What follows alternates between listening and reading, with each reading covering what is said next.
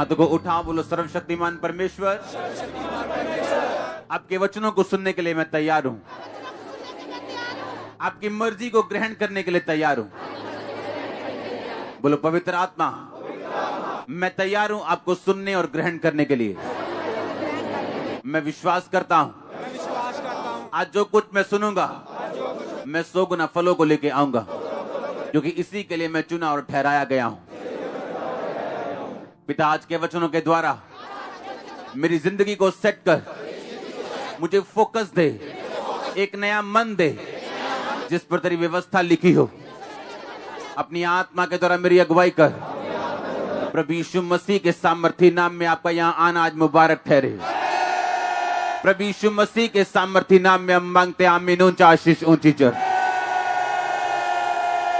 आमीन। ऊंचा आशीष ऊंची मैंने कहा।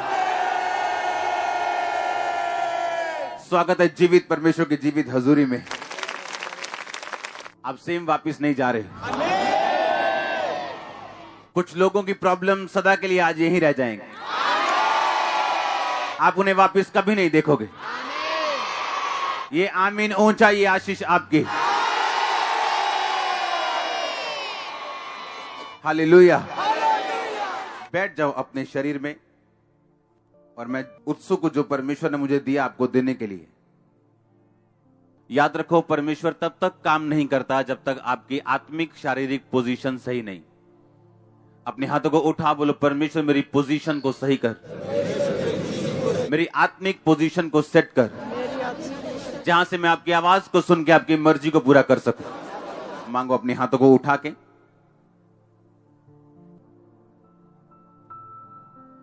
प्रभु यीशु मसीह के सामर्थी नाम में हम मांगते हैं। आप ब्लेस हो ऑलरेडी आज के वचन के जरिए। आमीन। अपने दोनों हाथों को उठा के एक चीज बोलो, बोलो जो कुछ मैं सुनूं मैं समझूं और फल लेके आऊं। जो कुछ मैं बोलूं और समझूं और फल लेके आऊं। अंधकार की शक्तियां इसे चुरा ना सके। आमीन। तारीफ करो जोर से खुदावंद की हुजूरी के लिए। आमीन। अपने पड़ोसी को बोलो, तुम एक ईश्वरीय परमेश्वरीय काम के लिए चुने गए हो। आमीन। जो कुछ हफ्तों से मैं आपको बता रहा हूं कि परमेश्वर ने जब गैर भाषा को प्रकट किया तो न्याय को प्रकट किया। हाँ या ना? इसका मतलब परमेश्वर अपने गिफ्ट्स के जरिए, अपने लोगों के जरिए अपना न्याय वो दूसरों पे प्रकट करना चाहता है। परमेश्वर ने कहा, मैं कनान देश अब्राहम तुम्ही को दूंगा, और एक जगह परमेश्वर ने लिखा, मैं ये देश तुम्हारे वंश को दूंगा समय आने पर, क्योंकि अमोरियों का अब तक अधर्म पूरा नहीं हुआ। एक चीज को ध्यान से समझना, बाइबल कहती परमेश्वर ने कनान देश अब्राहम को इसलिए दिया था क्योंकि कनान के जो लोग थे वो पापी थे और वो श्रापित लोग थे, और इसलिए परमेश्वर ने अपना न्याय प्रकट किया अपने वंश के द्वारा, जो वंश परमेश्वर की इच्छा पे चला। इतनी बात समझ आ रही है कि नहीं? यानी परमेश्वर ने दूसरे लोगों को कुछ सिखाने के लिए धर्मी लोगों का इस्तेमाल किया। आज ध्यान से समझना, अभी भी वही स्थिति है। परमेश्वर आज भी धर्मी को ब्लेस करेगा, उसको ऊंचा करेगा और उसको स्ट्रांग करेगा, सुदृढ़ करेगा। उस पता किसको दिखाने के लिए? पापी को दिखाने के लिए। आपका फाइनेंस दूसरे के फाइनेंस से, जो अन्य जाति है उनसे ज्यादा स्ट्रांग और परमानेंट होगा। आपकी ब्लेसिंग ज्यादा क्यों? उनको दिखाने के लिए। सुनो ध्यान से, जब गैर भाषा प्रकट हुई तो न्याय प्रकट हुआ, और परमेश्वर के भवन के पात्रों से जब शराब पी गई तो परमेश्वर ने उन्हें छुड़ाया और राजे को मारा। हाँ या ना? परमेश्वर ने कहा, नू, मैं इस जगत के लोगों का नाश कर दूंगा, यहां पे जल प्रलय आएगा और सब नाश हो जाएंगे। और परमेश्वर ने नूह से बातें की। नूह का मतलब है रेस्ट। नूह का मतलब क्या है? रेस्ट। एक बंदा जो रेस्ट में, वो बेड पे पड़ा हुआ शेख चिल्ली नहीं जो सोचता है सब काम अपने आप हो जाएंगे, वो वाली रेस्ट नहीं। कौन सी रेस्ट?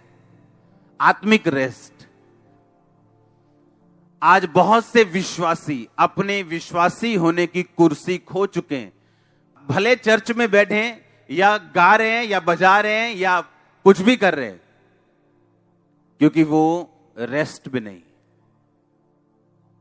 परमेश्वर ने एक रेस्ट वाले व्यक्ति से बात की जिसका नाम क्या था? नूह। नूह मतलब,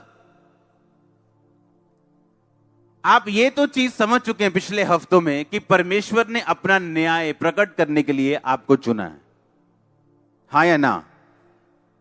गैर भाषा प्रकट हुई, न्याय हुआ। हुआ कि नहीं हुआ? जहां भी परमेश्वर होगा, परमेश्वर के लोग होंगे, परमेश्वर वहां अपना न्याय दूसरे लोगों पे भेजना चाहता है। वो सजा हो या वो चंगियाई हो, चाहे वो बरकत हो, चाहे सुसमाचार हो, पर वो यूज आपको करना चाहता है। अब समझो ध्यान से। अब इस्तेमाल होगा कौन? आप जिस पोजीशन पे हो और जैसे हो ऐसे बुलाए नहीं गए हो। परमेश्वर ने एक फाइनल पॉइंट आपके लिए रखा है। दाऊद का फाइनल पॉइंट था, इजराइल का, पूरे इजराइल का राजा। यूसुफ का एक फाइनल पॉइंट था, पूरे मिस्र का प्रधानमंत्री। उसी तरह परमेश्वर ने आपका भी एक फाइनल पॉइंट रखा हुआ है, और वो ऑसम है, सुपर है वो। जब वो आपको मिलेगा तो सारे बॉलीवुड हीरो फेल आपके सामने नजर आएंगे। मैं सच कह रहा हूं। आप अपने आप में इतने मस्त और इतने आशीषित और इतना एंजॉय कर रहे होंगे अपनी लाइफ को, लेकिन वहां तक पहुंचना यह आसान नहीं। नूह ने परमेश्वर की आवाज सुनी क्योंकि उसकी आत्मा में क्या थी? रेस्ट। पहला काम जो आपकी लाइफ में होना चाहिए वो है रेस्ट। आत्मिक आराम। बोलो आत्मिक आराम। आत्मिक आराम। आज बहुत से लोग परमेश्वर की योजना को पूरा नहीं कर सकते क्योंकि वो पैनिक में, घबराहट में, जैसे लोगों को पैनिक बोलते हैं, पैनिक अटैक होते हैं इसे, घबराहट के अटैक होते हैं इसे। अपने पड़ोसी को बोलो, बोलो घबराहट के अटैक नहीं होने चाहिए। अगर तू घबराहट में है तो तू परमेश्वर की आवाज को नहीं सुन सकता। हालेलुया। अब्राहम को परमेश्वर ने कहा, अब्राहम अपने उस अन्य जाति घर को छोड़ दे जहां लोग मेरी बात नहीं सुनते, और उस जगह चला जाओ जो मैं तुम्हें दिखाऊंगा। और बाइबल कहती अब्राहम अपने घर को छोड़ के अपनी पत्नी को लिया और चला गया। मालूम नहीं था कहां जाना है। मालूम था क्या? ये क्या परमेश्वर ने जगह बताई थी कि यहां जाना है? बताओ मेरे को, हाँ या ना बोलो। परमेश्वर ने कहा था अब्राहम अपने घर से बस निकल और चला जा उस देश को जहां मैं तुम्हें दिखाऊंगा। अभी दिखाया भी नहीं किस देश को जाना। अगर अब्राहम पैनिक में होता, घबराहट में होता, कभी भी परमेश्वर की मर्जी को पूरा ना कर पाता। कुछ विश्वासियों को इतनी घबराहट है कि उन्हें परमेश्वर की प्लानिंग्स पे भरोसा नहीं।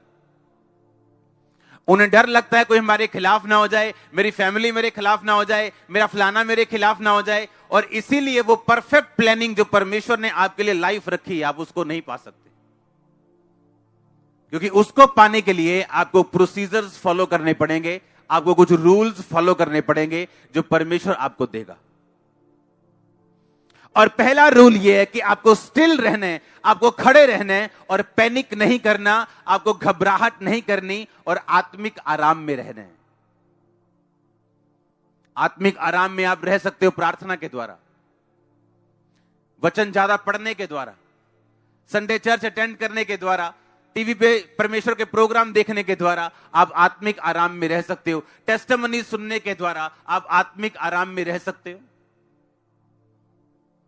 और जब ये स्पिरिचुअल रेस्ट आपकी लाइफ में होती है तो परमेश्वर आपसे बात कर सकता है और आपको अपने प्लान में लॉन्च कर सकता है जो उसने आपके लिए रखा हुआ है। क्योंकि वो स्टेप लेना जो परमेश्वर चाहता है आप कभी नहीं ले सकते अगर आप आत्मिक रेस्ट में नहीं है तो आप कभी नहीं ले सकते। बाइबल कहती परमेश्वर ने कहा था अब्राहम को, जो तेरा अपना वंश होगा वो इस देश का अधिकारी होगा और मैं उसे इस्तेमाल करूंगा। और बाइबल कहती परमेश्वर ने इस्माइल को इस काम के लिए नहीं चुना था। और सारा ने कहा इश्माइल को यहां से निकाल दे, उसकी मां समेत। और बाइबल कहती है अब्राहम गुस्सा हुआ, पर रेस्ट में था। और परमेश्वर ने कहा जो तेरी पत्नी कहती है उस बात को मान, क्योंकि ये तेरा वंश नहीं है, इससे मैं तुम्हें बरकत नहीं दूंगा, इसको और उसको, उसकी मां को निकाल दे। और लिखा अब्राहम ने पानी की थैली कुछ रोटी देके उनको निकाल दिया। आप जब रेस्ट में होंगे, प्रभु में पूरे चल रहे होंगे, आत्मा में चल रहे होंगे, तो याद रखो परमेश्वर लोगों को अलग करेगा आपकी लाइफ से। पता है क्यों? आज को देख के नहीं, आपके फ्यूचर को आप ऐसा देख सके कि आप रोज सेलिब्रेट करें। इसलिए जब तक इश्माइल वहां होगा, इसहाक के लिए हमेशा खतरा बना रहेगा। और परमेश्वर ने पहले से तैयारी करके रखी थी और उन लोगों के दिल में डाल के रखा था कि वो यहां से चले जाए। और जैसे ही अब्राहम ने कहा दैट्स इट, खत्म होगी बात, और अब परमेश्वर की जो योजना थी वो इसहाक के ऊपर आ चुकी थी। और इसहाक से फिर परमेश्वर याद करता है उस अपने वचन से, अब्राहम, इसहाक और याकूब का परमेश्वर, कि इश्माइल का परमेश्वर। इतनी बड़ी योजना को पूरा करने के लिए यह जरूरी था कि अब्राहम के दिल में रेस्ट होती और वो परमेश्वर की आवाज को सुन सकता। याद रखो, अगर अब्राहम रेस्ट में ना होता, आत्मिक आराम में ना होता, और परमेश्वर जब उससे बात करता कि जो तेरी पत्नी कहती है कर, वो कभी इस बात को सुन ना पाता। और उसकी पत्नी भी बाइबल कहती अधीनगी में रहने वाली थी। और इसीलिए जब अब्राहम ने कहा आओ हम घर छोड़ के सब कुछ चले, आज आपको कोई बोले आपके किराए का घर छोड़ने के लिए, आप दुखी हो जाओगे। वो उसका अपना घर था, अमीर घर, कोठी, बंगला। परमेश्वर ने कहा छोड़ दे और सब कुछ लेके चला जा। वाइफ ने भी ये नहीं कहा कहां जाना है, कितने चले जी, कितने मुंह चुके है।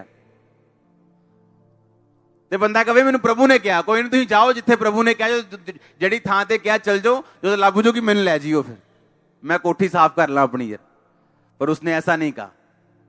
उसने कहा ठीक है, प्रभु ने कहा मैं भी साथ चलती हूं। रेस्ट। एक रेस्टलेस औरत इतना बड़ा डिसीजन नहीं ले सकती। अगर आप रेस्ट में हैं, आत्मिक आराम में हैं और प्रभु पे संपूर्ण भरोसा रखते, तभी आप बड़े डिसीजन और बड़े सेक्रीफाइस कर सकते हो। नहीं तो भागने के लिए तैयार रहो, शैतान आपको भगाएगा। किसी को पैसे के लालच से, किसी को फॉरेन के लालच से, किसी को किसी चीज से। हालेलुया। और याद रखो, अगर आप आत्मिक आराम में हैं तो परमेश्वर कुछ ऐसे काम आपकी लाइफ में करेगा जो शायद आपको पसंद ना हो, पर आपका फ्यूचर मोर देन ब्लेस्ड होगा। आपके वंश, आपके बच्चे, आपके आने वाले महीने, जो साल हैं, वो परमेश्वर के पूरे कंट्रोल में होंगे आपकी लाइफ। और जब तक ऐसे व्यक्ति आपके साथ रहेंगे, आप कभी शांति में नहीं रह सकते। और परमेश्वर ने कहा कर जो तेरी वाइफ कहती है, और इश्माइल और हाजरा को अलग कर। और उनके अलग करने के बाद उनकी फैमिली में पीस दोबारा वापस आ चुका था। हालेलुया। आत्मिक आराम, बोलो आत्मिक आराम। फिर से बोलो ऊंची आवाज में। अगर आप घबराहट में, आप प्रभु की आवाज को मिस कर देंगे। आप अगर उसके पूरी तरह उसके मार्क पे, उसके उस चिन्ह पे जो परमेश्वर ने आपको दिया, आप उस पे नहीं चल रहे हो, आप उसके आवाज को मिस कर दोगे। और याद रखो, जो आपके लिए बेस्ट रखा गया, उसके लिए प्रोसीजर्स हैं, उसके लिए रूल्स हैं, उसके लिए कुछ पौड़ियां हैं, कुछ स्टेप्स हैं, कुछ सीढ़ियां हैं, जो आपने एक एक करके चढ़नी। और परमेश्वर ने आपकी अगुवाई करने की, कब और कैसे दूसरी सीढ़ी चढ़ी जाए। और यह काम वही व्यक्ति कर सकता है जो हर वक्त परमेश्वर पे भरोसा रखता हो, जिसका हर पल, हर रोज परमेश्वर पे आश्रित हो, जो पूरी तरह परमेश्वर पे केंद्रित हो, जिसने पूरी तरह परमेश्वर पे भरोसा रखा हो, जो अपने हर स्टेप के लिए परमेश्वर की आत्मा की अगुवाई पर निर्भर हो। ये नहीं हुआ तो ये कर लेंगे, यहां नहीं हुआ तो बाहर चले जाएंगे, बाहर नहीं हुआ तो अंदर चले जाएंगे। No no no no no, ये आत्मा तो द्वारा चले जाने व्यक्ति की निशानी नहीं। और इसीलिए आज बहुत कम लोग हैं सेवकाई में भी और विश्वासी लाइफ में भी जो अपने पीक लेवल तक पहुंच पाते हैं, क्योंकि उसके बीच में जो मुश्किलें, जो रुकावटें, जो डिस्ट्रैक्शंस हैं, उसको आपको पार करना है अपना बेस्ट पाने के लिए। उस डर को पार करना है आपने, रेस्टलेस को, उस बेआरामी को आपने पार करना है, उस अविश्वासी मन को आपने पार करना है, उस बेस्ट तक पहुंचने के लिए, उस उत्तम तक पहुंचने के लिए जो परमेश्वर ने आपके लिए रखा हुआ। उसने कहा परमेश्वर के मार्गों में उत्तम पदार्थ पाए जाते हैं। और बाइबल ऐसा भी कहती है नए नियम में कि परमेश्वर का मार्ग संकर है और थोड़े हैं जो इसे पाते हैं।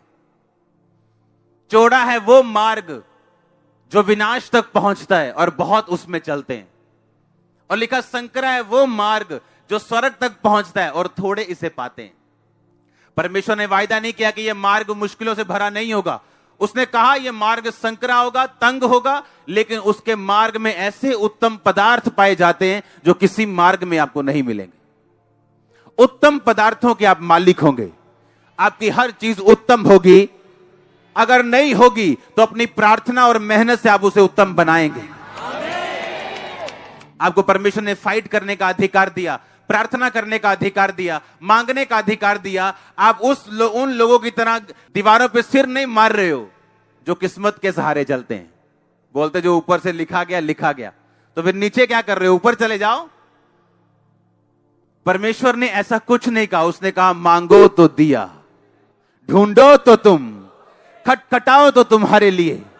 क्योंकि जो कोई मांगता है उसे, जो कोई ढूंढता है उसे, जो कोई खटखटाता है उसके लिए खोला जाएगा। कोई जीवित परमेश्वर ऐसा नहीं कहता कि अब मेरा बस नहीं चलता। जीवित परमेश्वर कहता मैं आज और कल युगानुयुग एक सा रहने वाला परमेश्वर हूं। मैं चंगा करता था, यीशु मसीह के टाइम पे भी किया, अब भी करता हूं और करता रहूंगा। वो हमारे जैसा नहीं सोचता। वो उसके पास घड़ी नहीं है, उसका 1 मिनट 1 साल 1000 साल के बराबर, एक दिन 1000 साल के बराबर।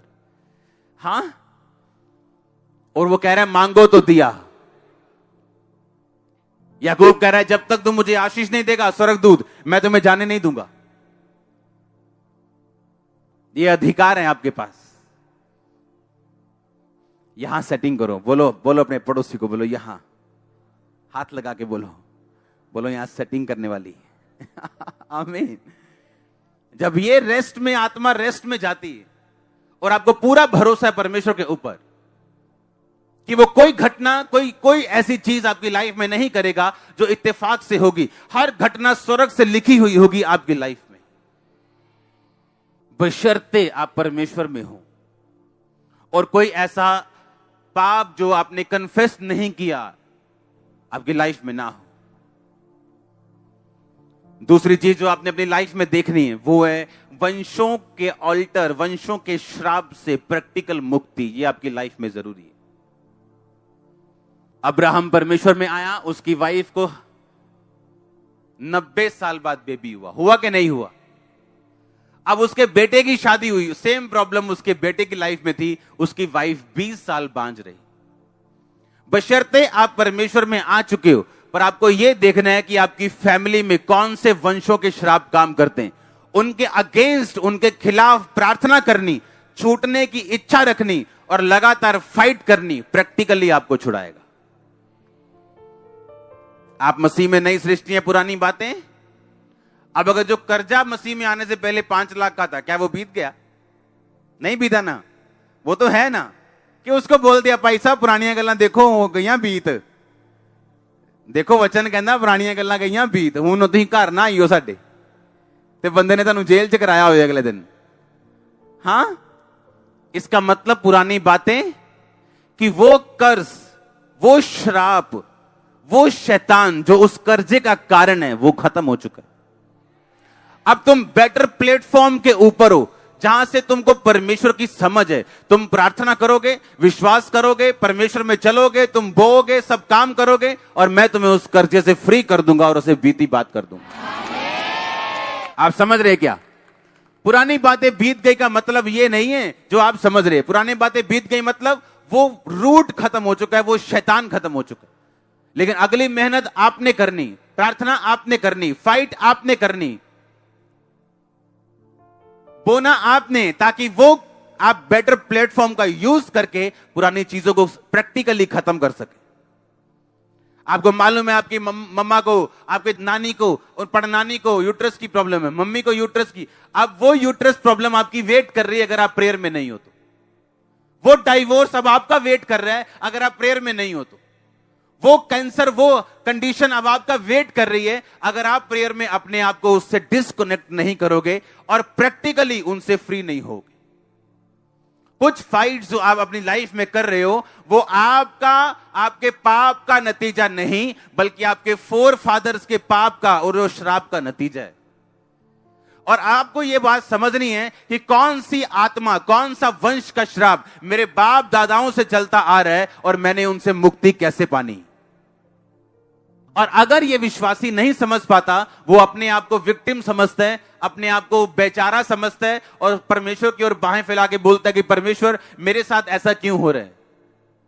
और इसीलिए परमेश्वर ने चर्च ठहराई है, परमेश्वर ने अलग अलग स्थान पे आत्मिक लोग ठहराए जो ये बात बता सकें और आपके कानों में डाल सकें कि परमेश्वर का कोई कसूर नहीं, उसका कोई इसमें हाथ नहीं। आपने इन बातों को समझना है और प्रार्थना करके इनसे आजाद होना है। हालेलुया। आप देख लो, फादर का अगर बिजनेस सेट नहीं तो बेटा एक नौकरी छोड़ता है, दूसरी छोड़ता है, तीसरी सेट ही नहीं होता वो। और उसे लगता है वो ऐसा है, उसे लगता है ये ऐसा है। आपको ये बात समझनी है, कुछ भी ऐसा वैसा नहीं है, ये श्राप है, ये कर्स है। और जब कर्स आपकी लाइफ में होता है जिससे आपको ब्लेसिंग लेनी होती, उसके सामने आप मिसबिहेव कर पड़ते हो। जिसके सामने स्लो बोलना है आप उसके सामने तेज बोल लेते हो। ये ऑपरेट कर रहा है कर्स, इस बात का सबूत है। और जब कर्स से आप फ्री होते हो, जिसके लिए आपको कमिटमेंट चाहिए, प्रेयर लाइफ चाहिए, एक स्ट्रॉन्ग प्रेयर लाइफ, एक कमिटेड प्रेयर लाइफ कि 9 से 11 घर में कोई कुकर की सीटी नहीं बजेगी, सिर्फ प्रार्थना होगी, कोई बाथरूम करने नहीं जाएगा, सिर्फ प्रेयर होगी। अगर मेरे घर में 4 साल का भी बच्चा है, उसकी भी ड्यूटी लगती प्रार्थना करने की, बैठ के गैर भाषा में, अपनी भाषा में प्रार्थना करने के लिए। अपने बच्चों को तब मत सिखाओ जब वो 16 साल के हो गए और सब कुछ बिगड़ चुका है और तब आप उनको सीधा कर रहे हो मार से। अब वो सीधे होने वाले नहीं, जीन्स नहीं है वो सीधे, अब तो परमेश्वर करे सीधा। अगर वो आया ही टेढ़ा है परमेश्वर में तो उसको सीधा कर सकता है, लेकिन अगर वो बचपन से मसीह में और आप भी बचपन से मसीह में हो तो आपको ये बात समझनी है कि अभी से उसे सीधा करना है। हालेलुया। जब क्रिश्चियन वैल्यूज खत्म होती हैं हमारी लाइफ में तब प्रॉब्लम शुरू होती। कितने लोगों की गवाही में सुनता हूं, इस संडे चर्च नहीं आया जी, मेरे पास किराया नहीं था। सारा हफ्ता खाना खाया? हां जी खाया। क्या तुम रोज के 5 रुपए 10 रुपए भी नहीं बचा सके अपनी आमदनी से कि मैंने संडे चर्च जाना, मैं किराया इकट्ठा कर लूं? पर हम अलर्ट नहीं, हमें आदत है दूसरे लोगों पे अपना फेलियर डालने की। सरकार माड़ी है जी, आप फलाना माड़ा है जी, आप बंदा माड़ा है जी। No no no no no.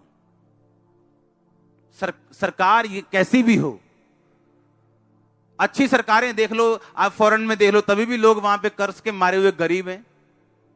तो वहां पे तो सरकार पैसा भी देती, कुछ भी नहीं। आपकी लाइफ डिपेंड करती है आपके अपने आप के ऊपर। अगर आपको मालूम है मैंने संडे चर्च जाना है तो क्यों नहीं सोमवार से आप किराया इकट्ठा करना शुरू करोगे? आप एफर्ट तो करो, परमेश्वर बढ़ाएगा उस पैसे को। आप ठान तो लो एक बार कि मैंने जाना है, दैट्स इट।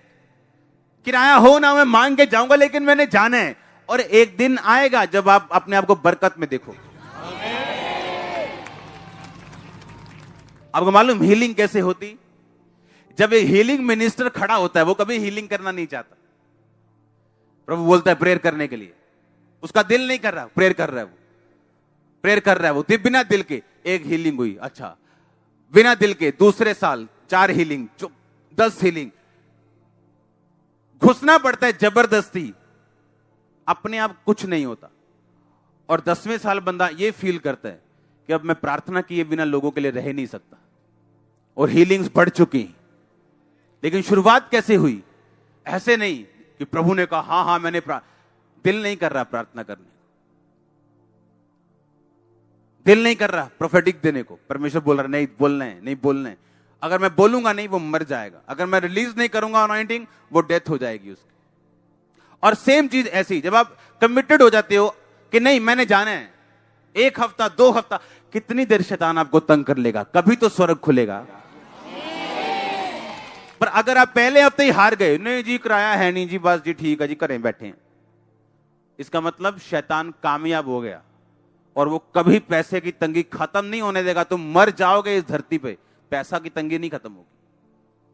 आपको पांव रख के उसकी तंगी को खत्म करना है, रद्द करके उसको। फलाने वॉलंटियर ने कुछ बोल दिया जी, अब हम चर्च नहीं आते, तो बैठो, किसने बुलाया चर्च? परमेश्वर बुलाने तो नहीं आया तुम्हें।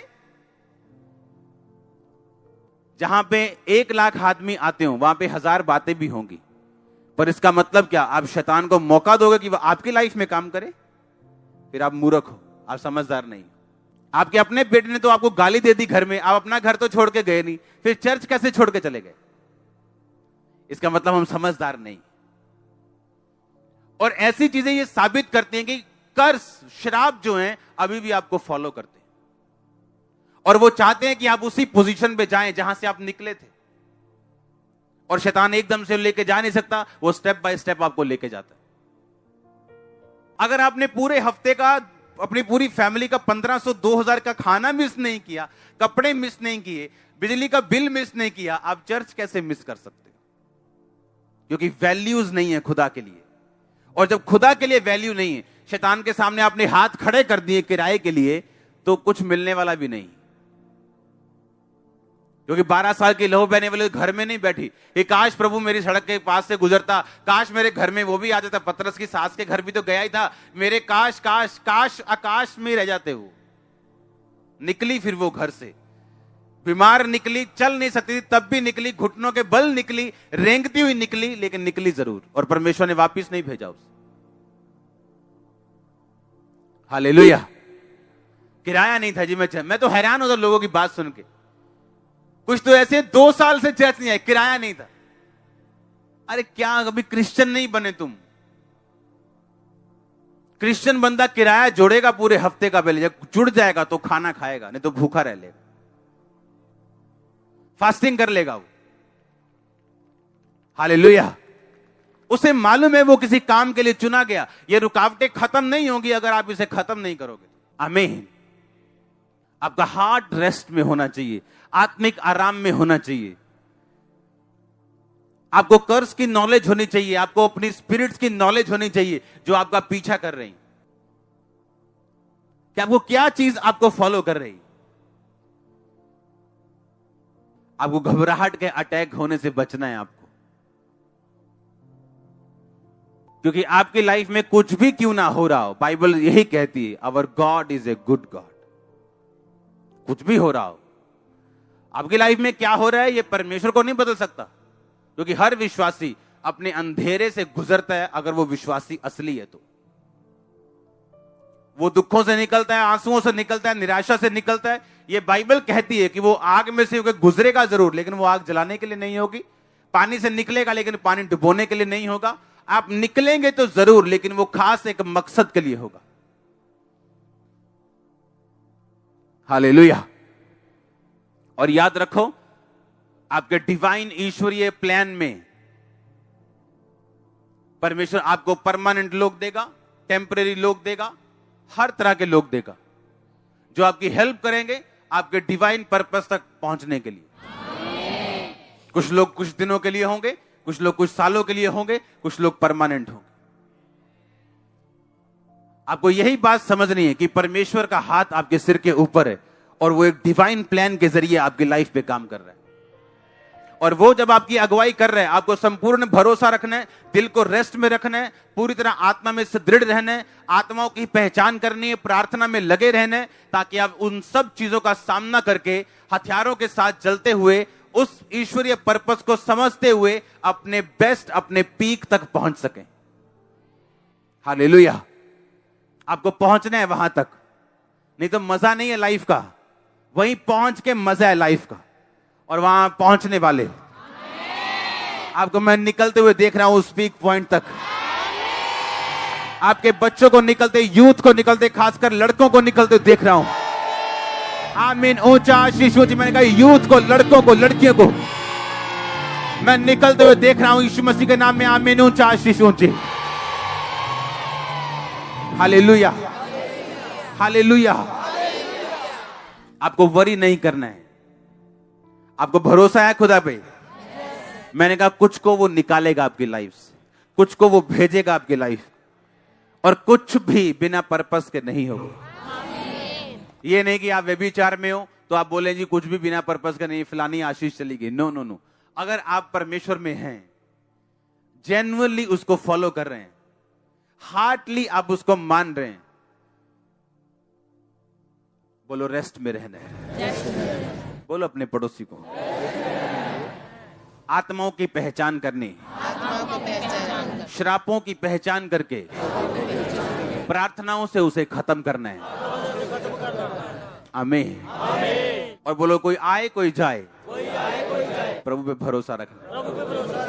आमीन। आप तैयार हो? इन पॉइंट्स पे आपने मनन करना है। बोलो मनन करना है, इसको खाना है, दिन और रात इस पर ध्यान देना है। हालेलुया। आप फिर देखोगे उस पीक पॉइंट तक परमेश्वर आपको लेके जाएगा, day by day by day. आपको एक पौड़ी बताएगा इधर की चढ़नी, एक इधर की चढ़नी, आपको बताएगा, वो आपको डिवाइनली आपको गाइड करेगा, आपकी अगुवाई करेगा। आपका पूरा भरोसा पवित्र आत्मा पे होना चाहिए। आमीन। आपको पहचान होनी चाहिए किस व्यक्ति से कौन बोला, कौन सी स्पिरिट फॉलो कर रही, और मुझे कैसे उससे बाहर आना है, कैसे प्रार्थना में रहना। चौथी चीज जो आपने अपनी लाइफ में करनी, अपने सीक्रेट सिंस को आपने हैंडल करना है। ये आपके दिल की बात कह दी मैंने। कौन से सिन? सीक्रेट पाप, जो आपकी मम्मी नहीं जानती, आपका डैडी नहीं जानता, आपका भाई नहीं जानता, सिर्फ कौन जानता है? आप जानते हो और प्रभु जानते हैं। जिस दिन आपने अपने सीक्रेट और ढिठाई के पापों पर काबू कर लिया, कांग्रेचुलेशन हो जाएगा उस दिन। ये कुछ भी हो सकता है, ये आप जानते हो ये क्या है। कोई हाई लेवल पे नहीं गया इस पर काबू पाए बिना।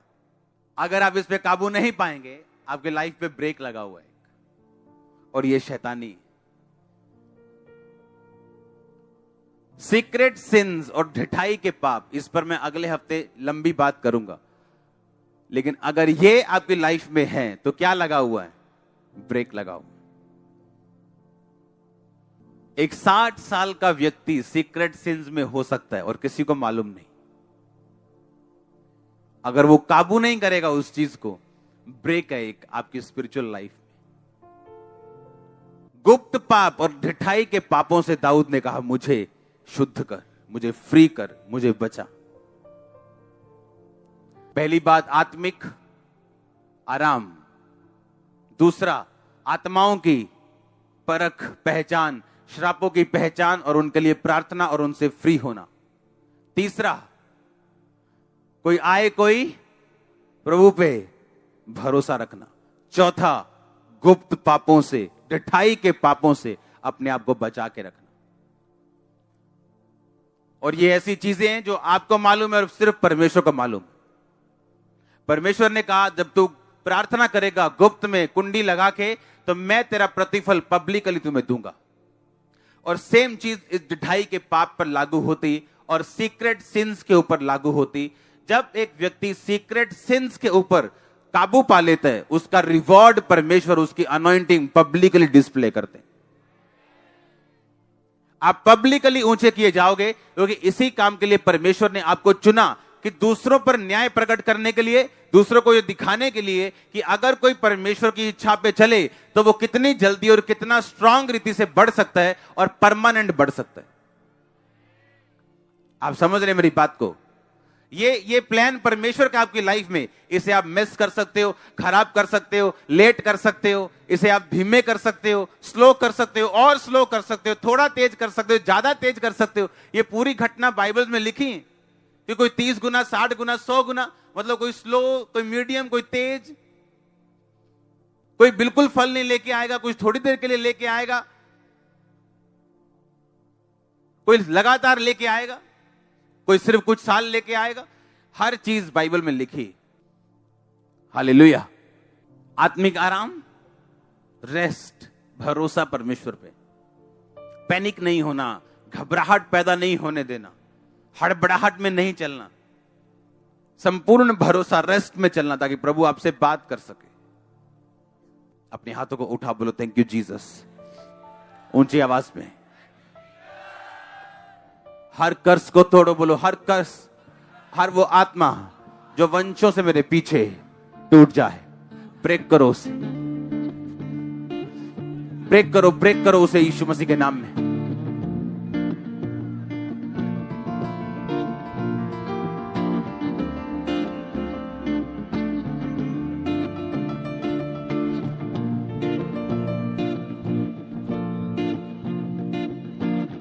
प्रभु यीशु मसीह के सामर्थी नाम में हम मांगते हैं। परमेश्वर के वचनों को सुनने के लिए हमारे चैनल को सब्सक्राइब कीजिए और हमारी लेटेस्ट वीडियो सबसे पहले देखने के लिए बेल आइकन को प्रेस कीजिए।